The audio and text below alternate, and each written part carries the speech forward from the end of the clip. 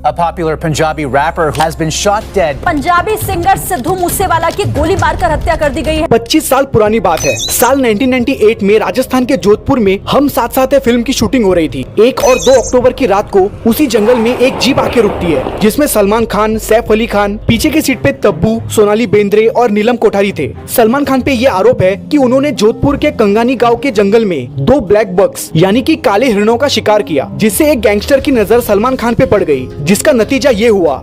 जीवन का टारगेट क्या है तुम्हारे? लक्ष्य तो सर सलमान खान मारना जी, और कोई लक्ष्य नहीं है। जिसके ऊपर सलमान खान का कुछ ऐसा कहना था। कोर्ट में चल रहा है मामला, लेकिन बहुत सारी बातें आपने कोर्ट के सामने कही होंगी। मैं चाहता हूं कि आज जनता के सामने एक बार ये बताएं कि आखिर किस्सा क्या था, हुआ। तो हम इस केस को लड़ेंगे मेरिट पर कोर्ट में और जीतेंगे कोर्ट में, क्योंकि सर केस ही नहीं है।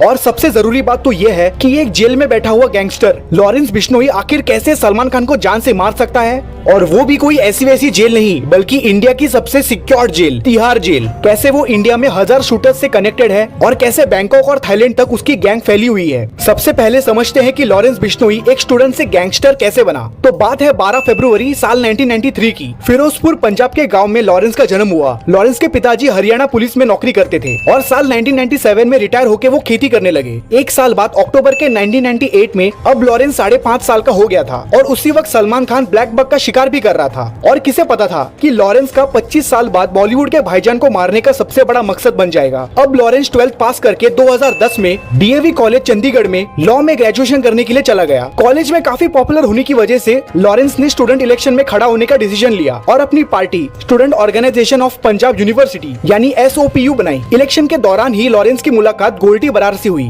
ये वही गोल्डी बरार है जिसने सिद्धू मूसेवाला को मारने की जिम्मेदारी ली थी। मेरी इस सिद्धू के मसले में मेरी और गोल्डी भाई की बात हुई थी।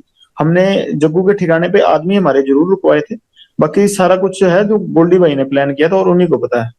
मेरा तो फोन चल नहीं रहा था और जग्गू का भी उस टाइम फोन नहीं चल रहा था, वो तो गोल्डी भाई ने किया जो किया। और पुलिस के मुताबिक वो फिलहाल कनाडा में बैठे बैठे ही इंडिया में अपनी गैंग रन करता है। खैर, काफी मेहनत के बाद भी लॉरेंस इलेक्शन हार गया और अपोजिट पार्टी के लोगों के साथ उसकी दुश्मनी चलती रहती थी, इसीलिए उसने एक बंदूक खरीदी। अब लॉरेंस की दुश्मनी इतनी बढ़ गई थी कि जनवरी 2011 में शूटआउट्स होने लगे थे, जिस वजह से उस पे FIR भी हुई। और लॉरेंस ने एक पक्के अपराधी का रूप तब लिया जब अपोजिट पार्टी के लोगों ने लॉरेंस की गर्लफ्रेंड को जिंदा जला दिया। बस अब क्या था, लॉरेंस बिश्नोई की एंट्री क्राइम की दुनिया में हो गई और बदला लेने के लिए उसने अपने कनेक्शंस को बढ़ाना शुरू कर दिया। जाने माने क्रिमिनल्स जैसे कि जग्गू भगवानपुरिया और रॉकी फैजल का के साथ उसने हाथ मिला लिया। वो क्राइम करता, अरेस्ट होके जेल जाता और कनेक्शन की मदद से छूट भी जाता। लेकिन एक दिन राजस्थान के साथ शूटआउट में उसे पकड़ लिया गया और जयपुर के पुलिस थाने में उसे बंद कर दिया। तब से लेकर आज तक लॉरेंस अलग अलग जेल में ट्रांसफर किया जा रहा है, लेकिन वो पुलिस की गिरफ्त में ही है। अब हम ये जानते हैं कि लॉरेंस बिश्नोई जेल में बैठे बैठे ही सलमान खान को मारने की प्लानिंग कैसे कर रहा है और सलमान खान की जान लेने के लिए वो इतना कमिटेड क्यों है।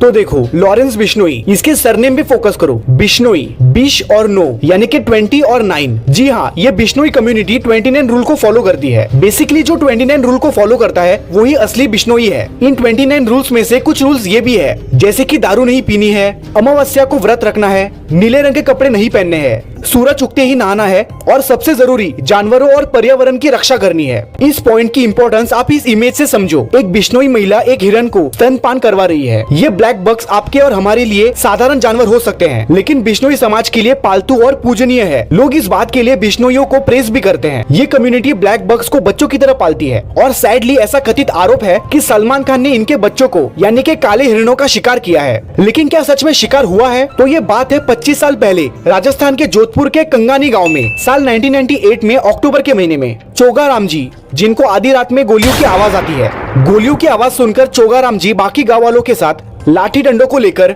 मौका इवारदात पर पहुंचते हैं। वहां पर पहुंचते ही उन्हें एक जिप्सी भी दिखी और मरे हुए 2 ब्लैक बक्स भी। तो उन्हें इस बात का अंदाजा हो चुका था कि इन जिप्सी वालों ने ही इनका शिकार किया है। गुस्से से उन्होंने लाठी डंडा बरसाना शुरू किया और जिप्सी में बैठी एक्ट्रेसेस चिल्लाने लगी। कुछ रिपोर्ट्स तो ये भी कहती हैं कि तब्बू चिल्ला रही थी और सलमान खान उन्हें चुप रहने के लिए बोल रहे थे। गांव वालों ने जिप्सी का नंबर नोट कर लिया और वो नंबर जब पुलिस थाने में दिया गया तो पता चला कि वो जिप्सी किसी यादव साहब के नाम पर है। यादव साहब से पूछने पर पता चला कि उन्होंने अपनी जिप्सी किराए पर दे रखी है किसी फिल्म यूनिट को। उन्होंने आगे बताया कि जोधपुर के किसी पैलेस में एक फिल्म की शूटिंग चल रही है, जिसके चलते कुछ एक्टर्स वहाँ रुके हुए हैं और उस फिल्म की टीम को ये जिप्सी रेंट पर दे रखी है। और ज्यादा इंक्वायरी करने पर पता चला कि जिप्सी की जिम्मेदारी हरीश दुलानी को दे रखी थी। इस हरीश दुलानी को जरा अच्छे से देखो, ये इस केस का मोस्ट इम्पोर्टेंट कैरेक्टर है। इसने ही सबकी पोल खोली थी, सारे राज कोर्ट के सामने इसने ही बताए थे। इसने ये भी बताया कि सिर्फ 1 और 2 अक्टूबर ही नहीं, उससे पहले सितंबर में भी सलमान खान ने 2 बार हिरणों का शिकार किया था और उस समय उसकी हालत कुछ ऐसी थी। उसके बाद सलमान खान कोर्ट में हियरिंग के लिए जाते रहे, जेल भी गए,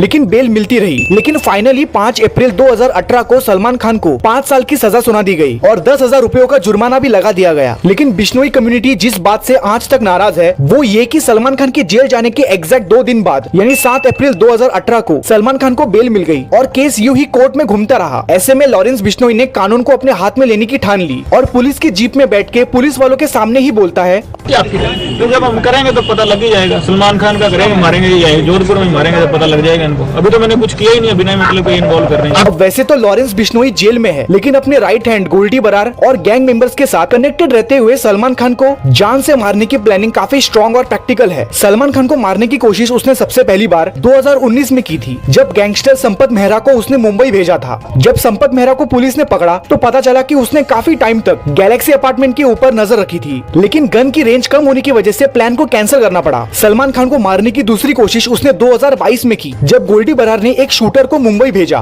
और मुंबई में प्लानिंग करने के लिए उसने उसको एक कमरा भी दिया। सलमान खान के फार्म हाउस के ऊपर नजर भी रखी गई, यहाँ तक कि फार्म हाउस के गार्ड से शूटर ने दोस्ती भी कर ली थी। लेकिन सलमान के साथ हैवी सिक्योरिटी होने की वजह से वो प्लान भी कैंसिल करना पड़ा। यहाँ तक कि सलमान के पिता सलीम खान जिस पार्क में वॉक के लिए जाते थे, वहाँ की बेंच पे उन्हें एक धमकी भरा लेटर भी मिला। उसमें ये साफ लिखा हुआ था कि तेरा हाल सिद्धू मूसेवाला जैसा कर देंगे। और सबसे लेटेस्ट 22 मार्च 2023 को तो सलमान खान को एक ईमेल के जरिए धमकी मिली है, जिसमें लिखा है कि माफी मांग ले या तो जान जाएगी। ये माफी मांगने का किस्सा असल में ये है कि लॉरेंस बिश्नोई कहता है कि मैं सलमान की जान नहीं लूंगा, माफ कर दूंगा और यहाँ तक कि उसके पैर भी पड़ लूंगा अगर वो सिर्फ और सिर्फ हम बिश्नोइयों के मुक्तिधाम मुक्काम मंदिर में जाके माफी मांग लेता है। तो कैसे आप माफी चाहते हैं? हो सकता है ये इंटरव्यू सुन के सलमान खान उस तरह से कर दे। सर, हमारे बिश्नोइयों का मंदिर है मुकाम, मुक्तिधाम मुकाम एक मंदिर है हमारे बिश्नोइयों का, बस वहां जाके हमारे मंदिर में जाके माफी मांग ले।